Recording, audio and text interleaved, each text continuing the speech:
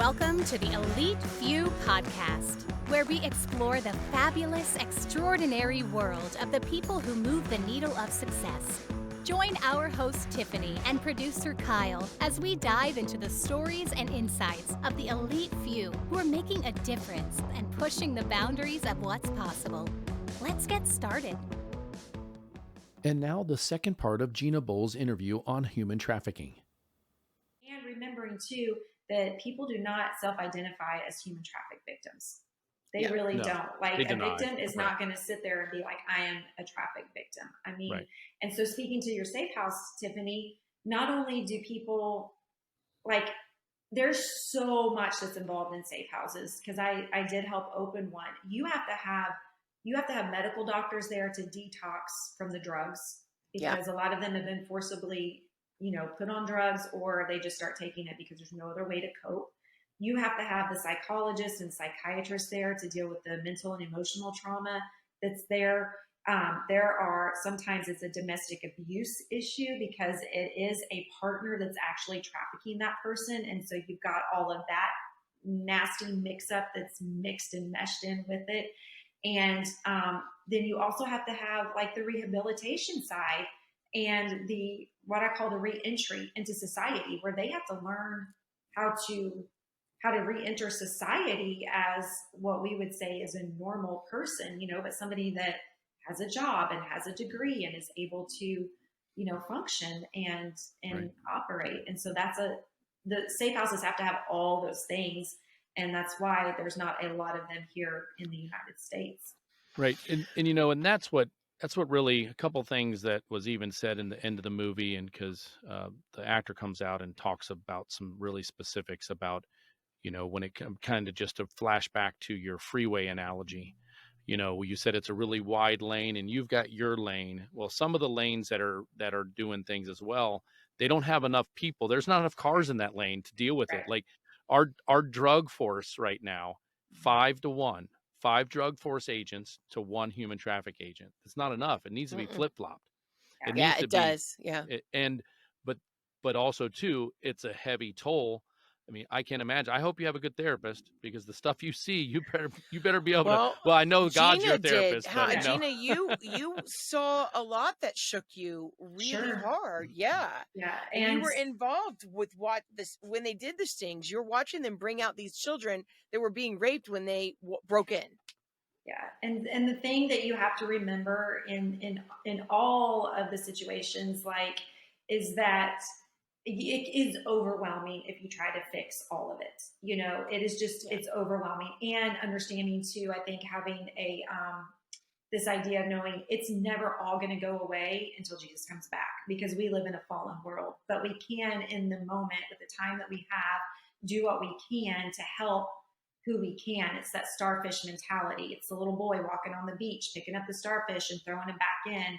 And the old man saying, look at all these starfish. What are you doing? And he's like, I'm saving this one's life.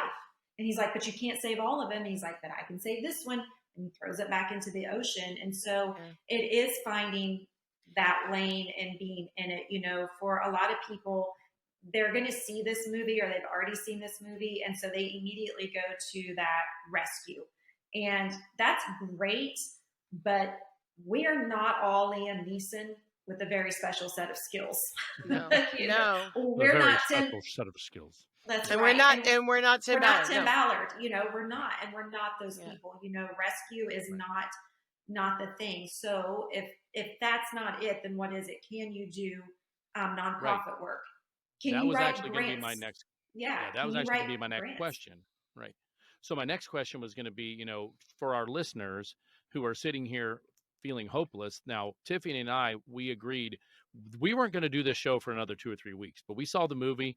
We left the movie. We looked at each other and I said, when we have to do this, right? And she goes, it's got to be launched next. Now. It's got to be launched next. We're bumping the next show and putting this out Monday. Because one of the things that was really profound at the end of that movie was the fact that, the lead actor asked everybody, tell people.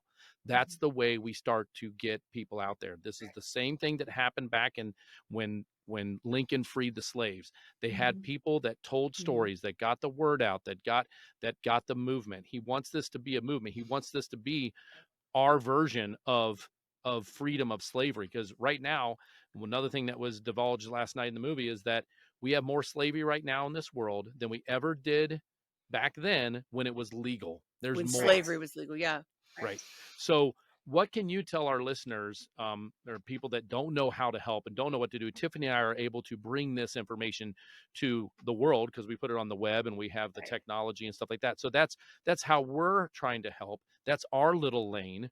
Of course, in my profession, I do see I'm a paramedic, and there we've had training, and if we see clues, we can turn to people and ask for help and get them pulled aside and ask if they're safe. And we've had a few times where we've thought maybe this was a trafficking thing, so we would turn the situation over to the law enforcement. So there are some small things that are not as big as what you're doing, but that's all I know how to do. That's all I know how to get involved with in bringing this information. People that are listening right now may have zero ability to do what you do or want to do it, but what could they do to help? Like, what do you tell your community when they feel like their hands are tied? I love that question. And so here's what I tell everybody is it's like, what are you passionate about? And I'm not talking the overall broad speak of human trafficking. Like, do you love to cook? If you are passionate about cooking and you love to cook, find a home that houses these girls and say, I want to volunteer one day a month to come in and cook for them. I want to teach a cooking class. Do you like to write grants? Find a nonprofit and be like, I want to find a grant for you that I can help do. If you are legal minded and you're in the law and the justice side of things, for the love of God, please do everything you can to get in front of senators and to start meeting with people that are passionate about this, to change and to rewrite these laws of how we prosecute the Johns, how we prosecute the traffickers, and how we're getting services to victims. Some of you may be on here and, you know, maybe like me, like I'm just a mom and I don't know what else to do. Can you pray? That is the biggest thing. Can you pray? Can you find an organization and just pray for them? And, you know, call them up. Graphic designers, like look, I've been a nonprofit for a long time. We are not graphic designers, okay? Our flyers look like we did the 1990s clip art. We need people that can create websites and brochures and flyers and help us design things to get the message out. So volunteer your time to do that, to get that message out. You know, if you're a businessman and you're like, I just want to fund something, bring on the money, you know, like find somebody, give them the money. Event planners, if you love to fundraise and do events, then tell a nonprofit that's in your area. Google anti-trafficking nonprofits. You will find 5, 6, 7, 8 in your area. I can promise you. Get with them and say, how can I help? Can I do an event for you? Can I do a bake sale? Anything like that. So find your passion and then just really dig in and say, Lord, how is it that I can take what I'm passionate about to give back into this and to help this? Because it takes every single person to be in that lane and to just drive that car and to get it down the interstate. So Gina, I want to get into, before we even wrap things up, I really want to talk about what people can watch out for their kids, for their grandkids. My girlfriend just recently was at Columbus, Ohio, Polaris Mall. Her son was there with their baby in a stroller. And this is what people do. I've actually heard other people see this happen to themselves or their friends' kids. And this woman had been taking pictures and walked past him. He saw his son's face on the camera. He started yelling at her. She ran, called his wife, said, meet me at the door, gave her the baby, and ran back in. She was gone. They called the police. The problem is, this is right here in the middle of Columbus, Ohio, at a mall. And people don't understand that they are shopping. That woman had that baby on a bidding site. Besides that, there's other things. Can you bring some awareness to this? Tell people what they need to be watching for, looking for, and what they can do to prevent this from happening to the people in their lives, because people are not aware how common this is for regular suburban Polaris. This area is money. You've got Dublin, Olentangy, Westerville. I mean, this is money. This isn't a poor area. They're not stealing people who are neglecting their kids, this is an area with money. Sure. My girlfriend had it happen to her at a Publix in Florida with her kid. These aren't poor places. So what can you say to these people, what to watch for, and not to be ignorant and think that you're ever in a safe place? Sure. One thing to understand is that knowledge is power. So if you're listening, don't let this freak you out and scare you and say you're going to lock the doors. Like, I've got 2 boys, I've got 2 girls. Our kids have freedom because I am aware and I do know. And I've had people say all the time, how can you let your kids even out of the house, knowing what you know, seeing what you saw? And I'm like, because they know and I know, and we don't live in fear. But we do live in wisdom. And so one is understanding that human trafficking is humans, and there are the vulnerable population that are very susceptible to it, from your runaways to, like I said, the kids that aren't getting their needs met, to even single moms who are really struggling. But it also, I've seen girls that are college students, sorority sisters driving Bentleys that have been trafficked before too. And so one thing to keep in mind is social media. Parents, you may not want to hear this, get your kids off freaking social media. Just do it. Like, you will not ruin their life if they do not have social media. Our youngest son is 16 and he just was allowed to get to get Instagram for his 16th birthday, and his account is tied to mine. So I see everything that's happening on that. And I don't necessarily have to always check up on it because he knows that mom and dad are watching. Our 13-year-old has 0 social media. You can give them a smartphone and you do not have to give them social media. One is not the other. So just keep that in mind. Like, yes, we live in a day and age where we do want our kids to stay in touch with us. Research other options besides an iPhone and an Android if you want your kids to stay in touch with you. So be aware of what they're tuned into on social media. You need to be friends with their friends as much as you don't want to be that. Phone checks. Like, I cannot tell you how often this device here is tied directly to trafficking. It just is. From Snapchat to Instagram to Twitter to the private messages on other sites. This thing right here is going to be the biggest human trafficker that's out there, because people can get to kids through this. So keeping their devices on lockdown, being the parent and saying, no, you're not getting that social media account. No, you don't get Snapchat. No, you don't get TikTok. I'm sorry, you got to put your phone up in my room at 9:00 at night, until you're going to pay that phone bill. I control what comes in and what you get to see. So I want to address this too, because I taught for 6 years. I did substitute teaching. I taught in Title I schools. I taught in schools for kids that were expelled from their regular schools. I can't tell you how many kids whose parents thought they didn't have social media, they had a phone their parents didn't know about. They had a phone their parents gave them, and they bought another phone and lied. And I do believe, and I know just from my girlfriend whose son has girls come over all the time, and she's like, oh no, my parents don't know I have this. We're not allowed to have Facebook, so I have an account they don't know I have. Okay, now we have a problem. So I think there is a part of, hey, I don't want you lying to me. I want to be aware and watch. Here is why. And it's not that I don't trust you, but your desire to get in trouble and to do things behind my back can get you kidnapped. Right. And you think that. And I remember my friend just telling me a story where the father said to my friend, I don't think you understand. My children don't have social media, either does my wife. Our family doesn't do that. And we're very watchful. And our children don't hang out with anyone that they don't go to church with. And my friend was like, okay. Because she knew everything he was saying, that he was completely unaware of his family. His wife had a social media because she's on the neighborhood apps and the Facebook apps from the neighborhood stuff. His daughter is on Snapchat, Facebook, and Instagram. I mean, and she's like, what the heck? Like, this guy had no clue. Either he's lying to her or lying to himself, but he seemed pretty convinced. And I think we need to address that. What parents need to, there needs to be a way that you can tell your kids, listen, I mean, right now, if Willow says to you,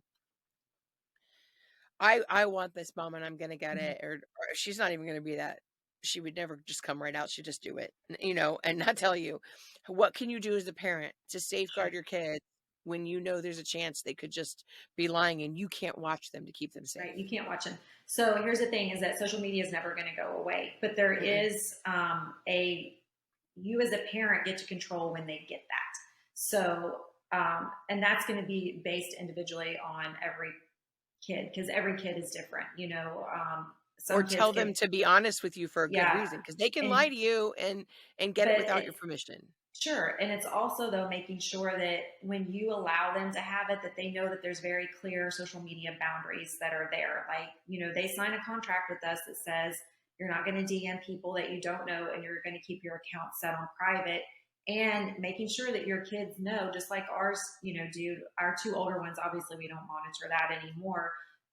But where it is one of those things of like, I'm going to do a phone check. I'm going to look and see who you're texting and what's being said and pictures. And if I find out that you've deleted stuff, then we're going to have an issue, and there's, we're going to talk about it. So it's that, and it's also giving them the why. Like, you got to talk to your kids about the why. So one, as a parent, you're allowed to say no, and you can tell, like we told our youngest no, like, right. 13-year-old girls, like, first of all, I think should just not even be on social media at all, just for their own mental health, but I know her, and I knew she couldn't handle it right now. She just can't. Like, it would consume everything, and it would, there would be body image issues that would come into play. Like you just know your child. And so it's like, I'm sorry, I know your friends have this, but I love you. You can look at my stuff. You can look at your sister's stuff that is on there. And if you feel like you need to talk to a friend through Instagram, even though you have their phone number, then you can use my Instagram account to do that. So giving them that, but also explaining, the why. Like, I love you right now. First of all, it says if you're under the age of 13 or 14, you're not allowed to have that anyways. That's always a good one. But it's also saying there are people that are out there that think that they know you, or are going to tell you that you're beautiful, you're amazing, and you're all these things, and you don't know them, and they're going to want to talk to you. And I'm telling you that is not a safe situation to be in. And if you really feel like you want to meet this person, if you really feel like you like this person, if you really feel like, they're going to be your friend, then let us know, so that way we can meet them with you. And allow that space to be there, but have those boundaries. And a lot of times too, if you tell, you're like, that's great. If you met this person online and they want to meet you, ask them where, and then let them know, my mom and dad will have me there at this time. And normally that shuts the conversation completely down, because the other person is like, oh shoot, that's not for me. So it's that, it's being aware. It's just making sure your kids are that they just know. I mean, without telling them, hey, there's people that take kids and they rape them and they sell them over and over, and it happens, 100 times a day. We want you to be safe, and we love you. So no, I'm not dropping you off at the mall by yourself, even though that's what we did in the 80s and 90s with nothing but we didn't know. We didn't know. It was like, Dad, I'm done. I'm calling you from a payphone. Come pick me up. But human trafficking wasn't where it is now in the 80s. No, we just had to watch for the creepy ice cream vans. Well, here's the thing. You were at the mall. Kyle, you remember Officer Reardon worked at the mall all the time. He knew every single kid at that mall, where they were going, what they were doing. He'd stand out back. You want a cigarette? Yeah, I'll have a cigarette with you. And they would tell him everything that was going on in the city. He knew. That's why he ended up being chief of police. I'm sure of it. He knew every person. And if somebody was talking to a kid, I don't know how many times I watched him walk up to somebody and be like, you need to leave. Mm-hmm. I mean, he was watching the arcade. He was watching the movie theater. He was watching everything. And that, when it was different, the towns were smaller back then. Yeah. Life was smaller. It wasn't like now. You go to the mall, your parents don't know that cop. They're not in Sunday school with that cop. They're not going to baseball picnics with them. It's not like it used to be. It's not. And we can't raise our kids like we were raised either. Right. No. So, and it's weird, because like Gen Xers, like, we can't raise our kids even like what we were how we were in the early 2000s before social media even happened. You know, I mean, our kids are growing up with social media. We were introduced to it. And we watched out for each other. Yes. We watched out for each other. Yeah. Right. But it's making sure you're having these honest conversations. Also, parents, if your kids go to a school where there is an organization that's going to come in and talk about, I don't even know what to call it, body awareness, or like what we call it here. We have a program where it's called Safe Touch, Confusing Touch, and Unsafe Touch, you know, where it's physical abuse, sexual abuse, and then just normal, like what's a normal hug? Let your kids be in those classes. Right now, where we're at, our district in the state of Texas, even, everybody is being given the option to opt out of those, or I'm sorry, to opt in. And so a lot of parents forget to sign those papers. And so these kids aren't getting that education. If you think that that a program like that is presented to you, moms, dads, aunts, uncles, whoever, caregivers of all the children, and you are like, this is sex education and this is gender identity, I'm going to encourage you, before you say, no, my child is not going to participate in that, take advantage of the preview nights that they offer, watch the curriculum, read through the curriculum, and then base your decision on that. Because that prevention side of thing is huge in helping to prevent human trafficking, because what it does is it gives kids the ability and the opportunity to say, that I don't want you to do that to my body. I don't like that. I'm allowed to tell an adult no. Not only that, I've been empowered to go tell a trusted adult what is happening to me if somebody has said something that's inappropriate or has touched me in an inappropriate way. And so now we're giving the kids their voices back, and we're saying you're allowed to tell an adult no. So if parents who have a program like that comes to your schools, let your kids see it. Let them listen to it, let them be a part of it, because that prevention is going to be a huge stop in trafficking in the future, because kids aren't going to be coerced into doing something that they don't want to do. So that's another big thing that parents can do as well. It's that old adage, knowledge is power. So yes.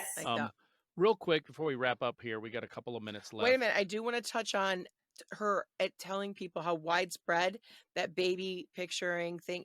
It didn't just happen in our mall; it's happening across the nation. And I want her to talk about that. I've talked to 3 people recently who said that's really rare. It's not.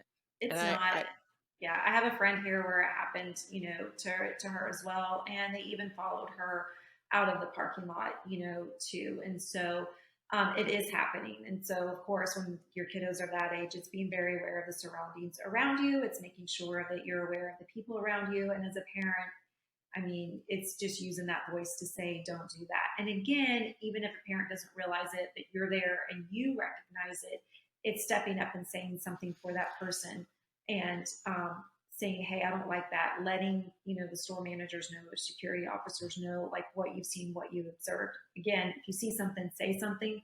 I know we adopted it after 9/11, but it needs to be across the board when it comes to this. But as soon as you see it happening, be willing to take a picture of those people. Yes. I mean, this is the problem. We are, and I know it. And somebody had told me that I took a picture of the person right away, and they started freaking out and running away. And that's what you need to take to the police. I think additionally, I really want to point out that